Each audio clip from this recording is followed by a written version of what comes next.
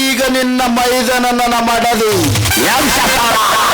ಹೋಗಿ ಬಯಸಿದು ಹಾಲು ವೈದ್ಯ ಬಗೆಸಿದು ಹಾಲು ಸುಜಾತ ಹಣಕ್ಕಾಗಿ ನಿನ್ನ ಹೆಸರನ್ನು ಮಾರಿಕೊಂಡ ನೀನೊಂದು ಸುಳ್ಳೆ ಸರಿ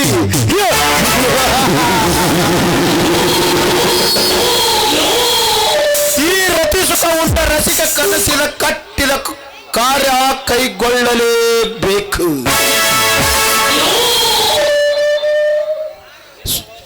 ಇಲ್ಲವಾದರೆ ನಿನ್ನ ಬಾಳಿನಲ್ಲಿ ಅವರಿಸುವುದು ಕತ್ತಲು ತುಂಬಿದ ಮೊಸಕು.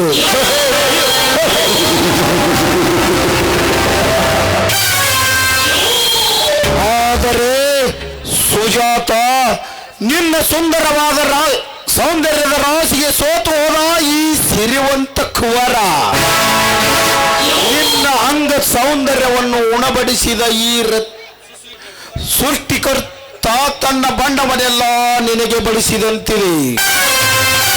ಹಾಲುಗೆನ್ನೆ ಹಸುಳೆಯಂತಿರುವ ನಿನ್ನ ಮಹಿಕಾಂತಿ ಭೂಮಿಯ ಉದರದಲ್ಲಿ ಉದ್ಭವಿಸಿದ ಸೂರ್ಯನ ಹೊಂಬಣ್ಣ. ಎತ್ತ ನಿನ್ನ ಮೈಬಣ್ಣ ಕಪ್ಪು ಬೀರುವ ಸಂಪಿಗೆ ಹೂವಂತೆ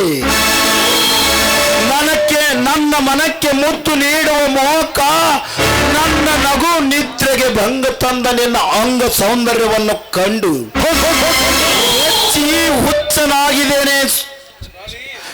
ಮೆಚ್ಚಿ ಹುಚ್ಚನಾಗಿದ್ದೇನೆ.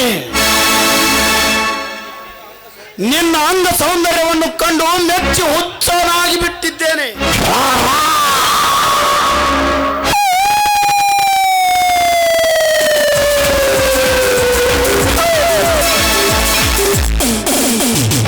ಯಾರು ಹುಚ್ಚಿಡಿತೋ ಈ ಶ್ರೀಮಂತರಿಗೆ?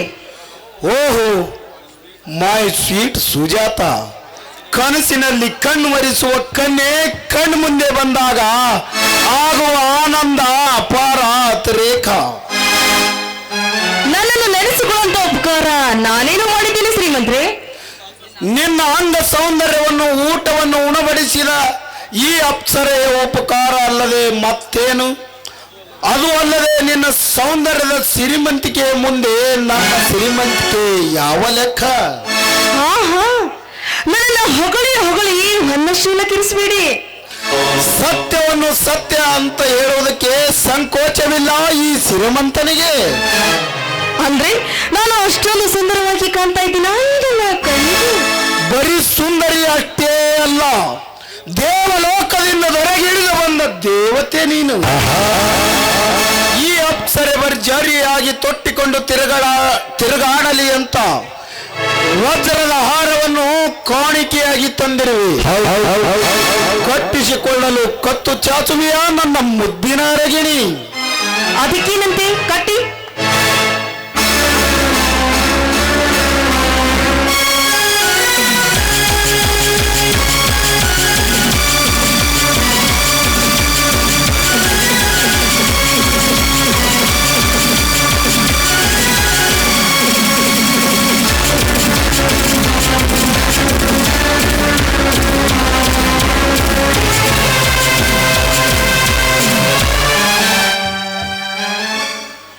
ಅಲ್ಲರಿ, ಇಂಥ ವಜ್ರದ ಹಾರ ಕೊಡುವ ನಿಮ್ಮ ಹೃದಯ ತುಂಬಾ ವಿಶಾಲವಾದದ್ದು. ಅಂದಹಾಗೆ ಶ್ರೀಮಂತ್ರೆ, ಇದರ ಬೆಲೆ ಎಷ್ಟು ಅಂತ ನಾನು ಕೇಳಬಹುದಾ? ಪ್ರೀತಿಗೆ ಬೆಲೆ ಕಟ್ಟಬಾರದು ಸುಜಾತ. ಈ ಬ್ಯೂಟಿಗೋಗಿ ಕೋಟಿ ವರ ಕೊಟ್ಟು ತಂದಿರುವ ಈ ವಜ್ರದ ಹಾರವನ್ನು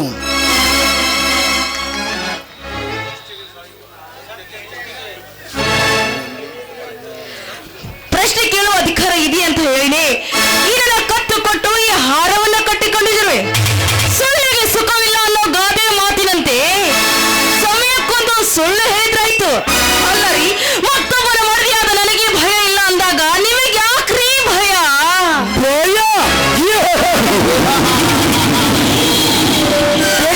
ಭೇಟಿ ಓಡುವ ಬೇಟೆಗಾರನಿಗೆ ಭಯ ಏನು? ಸುಜಾತ, ಈ ಕನಸಿನ ರಾಜನನ್ನು ಮನೆತಣಿಸಲು ಮಧುರವಾದ ಗೀತೆಯನ್ನು ಹಾಡಿ ಬಲು ರಸಿಕರು ಈ ಶ್ರೀಮಂತರು.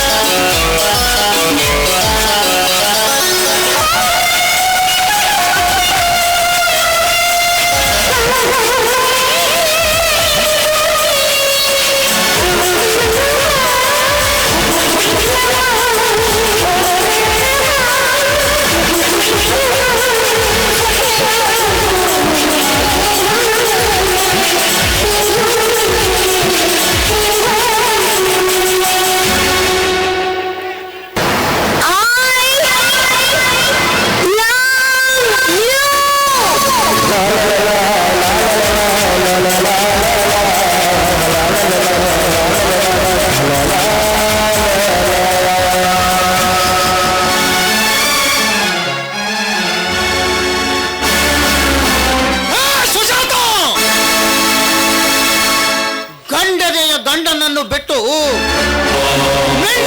ಓಡಿಕೊಂಡು ಮೈಕಂಡಿ ತೀರಿಸಿಕೊಳ್ಳುವ ರುಂಡ ಚಂಡಾಡಲೇಬೇಕು. ನೀನು ಒಂದು ಹೆಣ್ಣ, ದುಷ್ಟರನ್ನು ಶಿಕ್ಷಿಸಿ ಶಿಷ್ಟರನ್ನು ಪರಿಪಾಲಿಸುವ ಕಾನೂನು ಅಧಿಕಾರಿಯಾದ ನನ್ನ ತಮ್ಮನಿಗೆ ಗೊತ್ತಾದರೆ ಈ ನಿನ್ನ ರುಂಡ ಮೋಟದಿಂದ ಬೇರ್ಪಡೆಯಾಗುವುದು ಎತ್ತರವಿರಲಿ.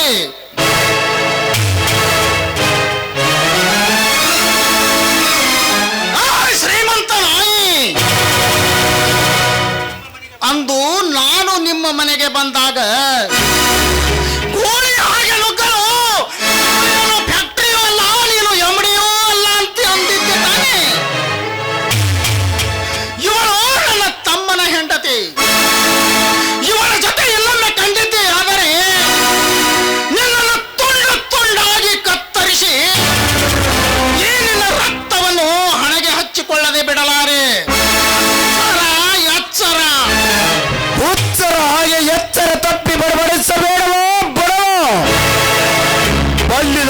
ಬಗ್ಗೆ ಮಿತಿ ಮೀರಿ ಮಾತನಾಡಬೇಡ.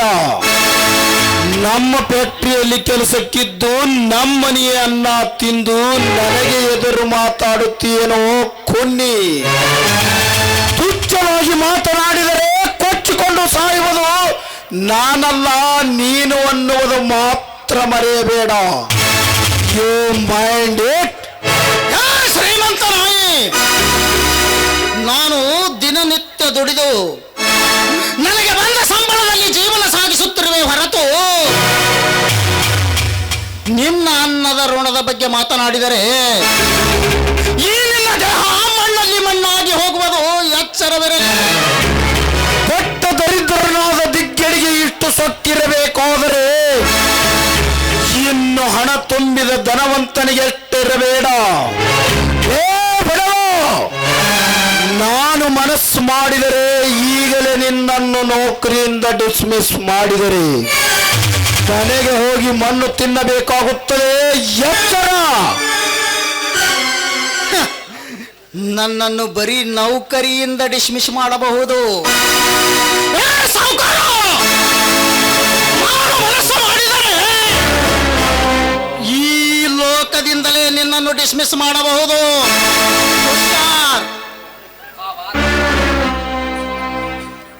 ಭಾವ, ದಾರಿಯಲ್ಲಿ ಹೋಗುತ್ತಿರುವ ಶ್ರೀಮಂತರನ್ನ ತಡೆದು ಮಾತನಾಡಿಸಿದ್ದು ನಾನು. ಅದು ಅಲ್ಲದೆ ನನ್ನ ಮೇಲಿನ ಕೋಪಕ್ಕೆ ಅವ್ರಿಗೇನು ಮಾತನಾಡಬೇಡಿ. ಪಾಪ, ಇದರಲ್ಲಿ ಅವ್ರದ್ದೇನೋ ತಪ್ಪಿಲ್ಲ. ಕಲಿತವಳಾಗಿ ನನ್ನ ಸಂಸಾರದಲ್ಲಿ ಪ್ರವೇಶ ಮಾಡಿ ಪ್ರೀತಿಯಿಂದ ಇರುವುದನ್ನು ಬಿಟ್ಟು ಇಂಥ ಗಂಡುಗಳ ಜೊತೆ ತಿರುಗಾಡುವ ನಿನ್ನಂತವಳಿಗೆ ಗೊತ್ತೇ ಗರತಿಯರ ಕಿಮ್ಮತ್ತು. ಭಾವ ನೋಡಿ, ನಮ್ಮ ತಾಯಿ ಅವ್ರ ಫ್ಯಾಕ್ಟರಿಯಲ್ಲಿ ಕೆಲಸ ಮಾಡ್ತಿದ್ದಳು. ನಮ್ಮ ತಾಯಿಗೆ ಬರಬೇಕಾದ ಹಣದ ವಿಚಾರದ ಬಗ್ಗೆ ನಾನು ಮಾತನಾಡುತ್ತಾ ನಿಂತಿದ್ದೆ ಅಷ್ಟೇ. ಆದರೆ ನೋಡಿ, ಹೀಗೆ ಬಾಯಿಗೆ ಬಂದಾಗೆ ಮಾತನಾಡಿಸಿ ನನ್ನನ್ನು ಹಂಗಿಸ್ತಾ ಇದ್ದೀರಲ್ಲ. ಈ ರೀತಿ ಆದ್ರೆ ನಿಮ್ಮ ತಮ್ಮನ ಜೊತೆ ಪ್ರೀತಿಯಿಂದ ಬದುಕೋದಾದ್ರೂ ಹೇಗೆ? ನೀನು ಗಂಡುಳ್ಳ ಗರತಿ. ಈ ಪರಪುರುಷನ ಪರಾವಹಿಸಿ ಮಾತನಾಡುವುದನ್ನು ನೋಡಿದರೆ ಪತಿವ್ರತೆ ಆಗುವುದಿಲ್ಲ, ಪಾತಕಿ ಆಗ್ತೀಯ. ಕೊಲೆ ಪಾತಕಿ. ನೋಡು, ಮೊದಲೇ ನನ್ನ ತಮ್ಮನ ಬಿಸಿ ರಕ್ತ. ಇದರ ಬಗ್ಗೆ ಏನಾದರೂ ಸ್ವಲ್ಪ ಸುಳಿವು ಸಿಕ್ಕರೆ ಸಾಕು, ನಿನ್ನನ್ನು ಸುತ್ತ ಬೋಲಿ ಮಾಡಿ ಆ ಭಸ್ಮವನ್ನು ಹಣೆಗೆ ಹಚ್ಚಿಕೊಳ್ಳುವ ಕೆಟ್ಟ ಹಠದವನು ಆ ನನ್ನ ತಮ್ಮ. ನೋಡು ಸುಜಾತ, ಈ ನಿನ್ನ ಗುಣ ನನಗೆ ಮೊದಲೇ ಗೊತ್ತಿದ್ದು ನನ್ನ ತಮ್ಮನ ಮಡದಿಯಾಗಿ ಸ್ವೀಕರಿಸಿರುವೆ. ಇನ್ನು ಮೇಲಾದರೂ ಒಳ್ಳೆಯ ರೀತಿಯಿಂದ ನಡೆಯುವುದನ್ನು ಕಲಿತುಕೋ. ನಾನು ನಿನ್ನನ್ನು ಇಷ್ಟೇ ಹೇಳುವುದು, ಒಳ್ಳೆಯ ರೀತಿಯಿಂದ ನಡೆದರೆ ಸರಿ. ಹಾ, ನಡೆ ಒಳಗೆ. ए सदानंद, शीशे का घर तेरा है, पत्थर का दिल मेरा है. शीशे का घर तेरा है, पत्थर का दिल मेरा है. एक ना एक दिन ये पत्थर उड़ जाए तो तेरा शीशे का घर टुकड़ा टुकड़ा टुकड़ा हो जाएगा. ನೋಡು, ಈ ಹಾದಿ ಮೇಲೆ ನನಗೆ ಇಷ್ಟೊಂದು ಅವಮಾನ ಮಾಡ್ತೀಯಲ್ಲ, ಇಂದಲ್ಲ ನಾಳೆ ನಿನ್ನ ಮನೆ ಮರ್ಯಾದೆನ ಹಾಳು ಮಾಡಿದ್ರೆ ನನ್ನ ಹೆಸರು ಸುಜಾತನೇ ಅಲ್ಲ. ಹೋಗ್ತೀನಿ.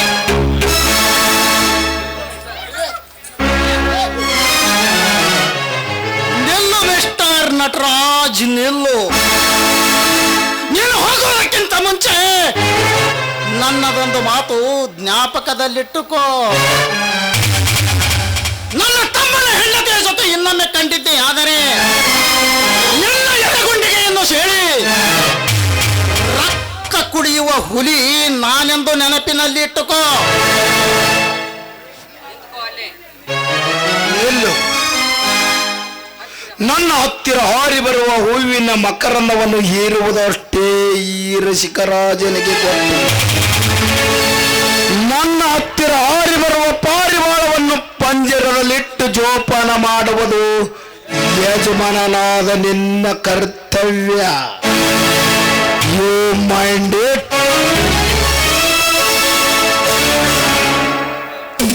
ಸದಾನಂದ, ಈ ರಸಿಕ ರಾಜನ ಎದುರು ಮಾತನಾಡುವ ಧೀರರೇ ಇದ್ದಿದ್ದಿಲ್ಲ ಈ ದೊರೆಯಲ್ಲಿ. ಆನಂದಾತಿರೇಕದಲ್ಲಿ ಕಾಲ ಕಳೆಯುತ್ತಿರುವ ಅಗರ್ಭ ಶ್ರೀಮಂತನಿಗೆ ಮನಸ್ಸು ಕೆಣಕಿ ಹೊಲಸು ಮಾಡಿಬಿಟ್ಟೀಯ. ಇದರ ಪ್ರತಿಕಾರಕವಾಗಿ ನಂದನವನದಂತಿರುವ ನಿನ್ನ ಮನೆ ಮಾಡುವೆ ಮಶ್ಯಾನ.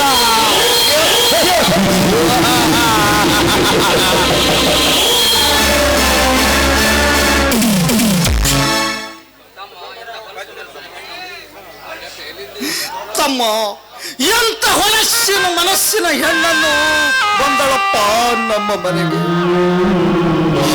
ತಮ್ಮ, ನಿನ್ನ ಕರ್ಮ ತಮ್ಮ, ನಿನ್ನ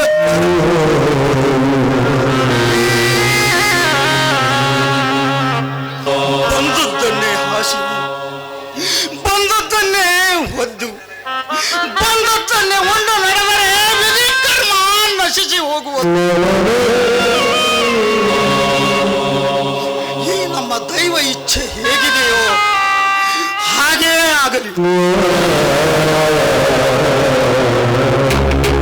ಸದಾನಂದ, ಏ ಸದಾನಂದ, ಯಾಕೋ ಇವತ್ತು ಕೆಲಸಕ್ಕೆ ಬರಲಿಲ್ಲ? ನಮಸ್ಕಾರಪ್ಪ.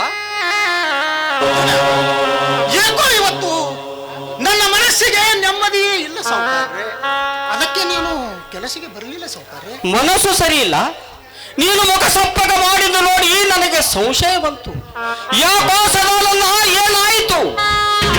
ದೇವರು ನಿನಗೆಲ್ಲ ಸುಖ ಸಂಪತ್ತು ಕೊಟ್ಟಿದ್ದಾನೆ.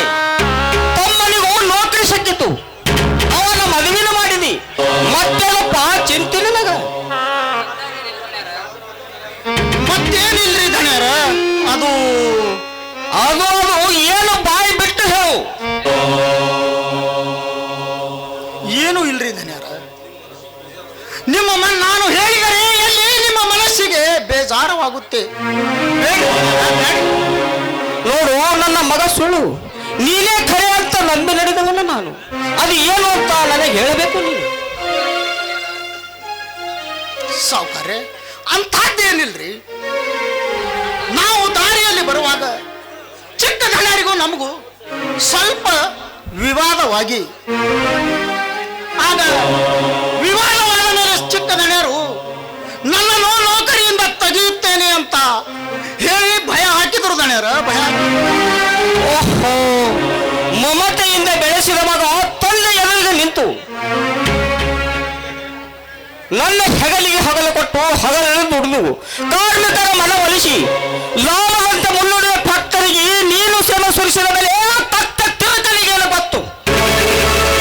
ಬರಲಿಯ ಮಗ ಇವತ್ತು ಎರಡು ಜನರೇ ಮಾತಾಡಿಬಿಡುತ್ತಾರೆ. ಇವತ್ತು ಹೇಳ್ರಿ ಧನ್ಯರ, ಬೇಡ. ನನ್ನಿಂದ ನಿಮ್ಮ ತಂದೆ ಮಕ್ಕಳಲ್ಲಿ ಜಗಳವಾಗುವುದು ಬೇಡ.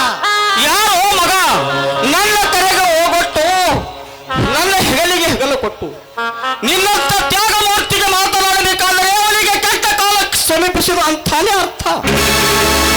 ಇಷ್ಟಕ್ಕೂ ನಾನು ಫ್ಯಾಕ್ಟರಿಗೆ ಎಂಬಡಿ. ನಾನು ನಿನ್ನನ್ನು ಕೆಲಸದ ತೆಗೆಯುವ ಹಕ್ಕು ಅವನಿಗಿದೆ.